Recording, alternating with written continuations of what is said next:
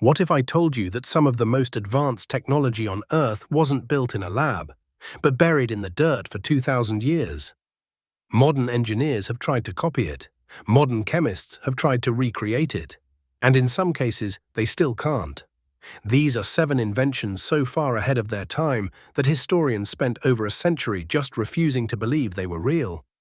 We're going to look at how they worked, why they shouldn't have existed yet, and why the knowledge to build them simply vanished. Let's start with a lump of corroded bronze pulled out of a shipwreck. In 1901, divers exploring a Roman shipwreck off the Greek island of Antikythera found a heavily corroded chunk of bronze. For decades it sat in a museum drawer, mostly ignored. Then, in the 1970s, scientists used X-rays to look inside. What they found stunned them. Over 30 precision-cut bronze gears interlocking with each other like the inside of a Swiss watch.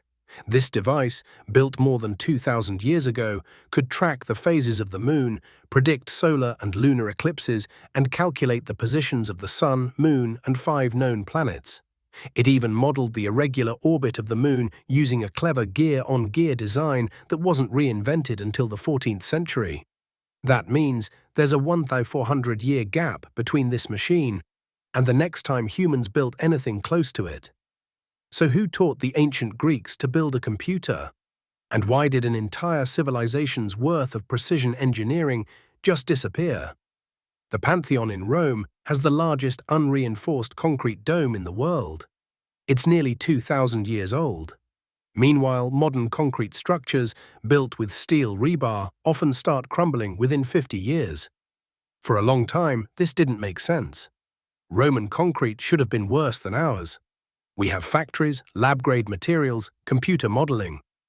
They had buckets and seawater, but in 2023, researchers studying Roman concrete samples found something remarkable.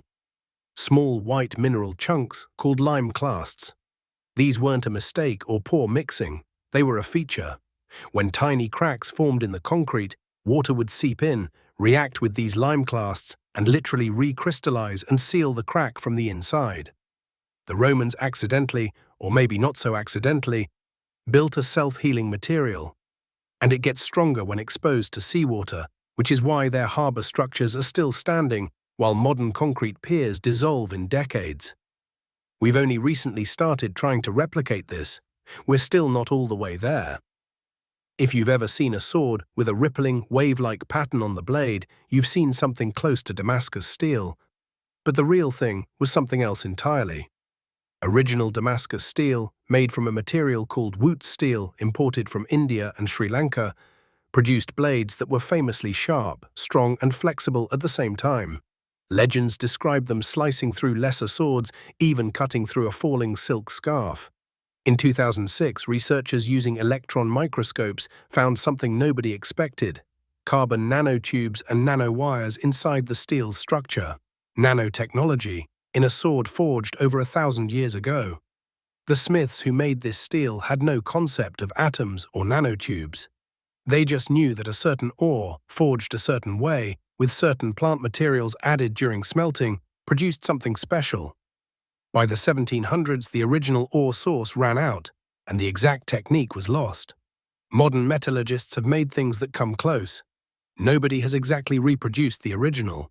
In 672 AD, the Byzantine Empire was facing an Arab fleet that vastly outnumbered them. They had one weapon that changed the outcome of the battle and possibly saved the empire from collapsing 400 years early. It was called Greek fire, a liquid weapon sprayed from tubes mounted on ships that burst into flame on contact and kept burning even on water. Some accounts say it could only be extinguished with sand, vinegar, or old urine.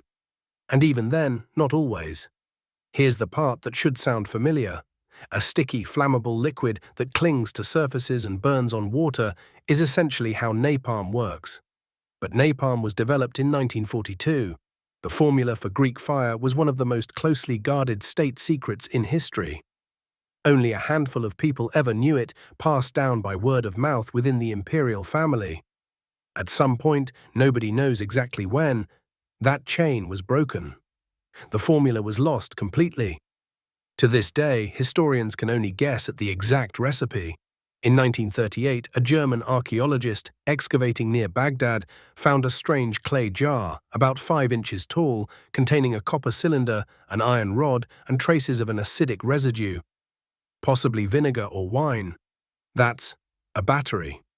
A simple galvanic cell, the same basic chemistry inside the battery in your TV remote. The object dates back roughly 2,000 years. If it really was used as a battery, that's over 1,700 years before Alessandro Volta invented the first modern battery in 1800. Now, there's real debate here. Some researchers think it was used for electroplating gold onto jewelry, others think it had a religious or ceremonial purpose, and some think it's not a battery at all. But when modern researchers built exact replicas and filled them with grape juice, they generated almost 2 volts of electricity. It works. Whatever it actually was for, someone in ancient Mesopotamia had built a working electrochemical cell, and then that knowledge just sat in the historical record, unused, for nearly 2 millennia. This one is in the British Museum, and at first glance it looks like a fairly ordinary carved Roman cup from the 4th century, made of glass, decorated with a mythological scene. Then you shine a light through it. In normal lighting, the cup appears jade green, but when light shines through it from behind, it turns blood red. This isn't a trick of color filters, it's nanotechnology. The glass contains particles of gold and silver ground down to an almost unbelievable size, about 50 nanometers, smaller than a virus.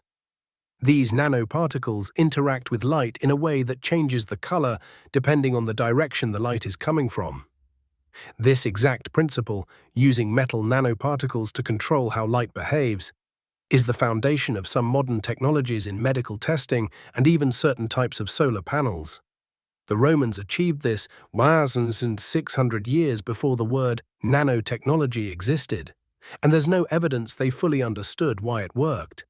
They just knew the technique produced something beautiful. We've saved the biggest for last. The Great Pyramid of Giza was built around 4,500 years ago, using an estimated 2.3 million stone blocks, some weighing as much as 80 tons. Here's what should be impossible. The base of the pyramid is level to within just a couple of centimeters across its entire 13-acre footprint. The 4 sides are oriented to true north with an accuracy that's within a tiny fraction of a degree, more accurate than some buildings constructed in the last century.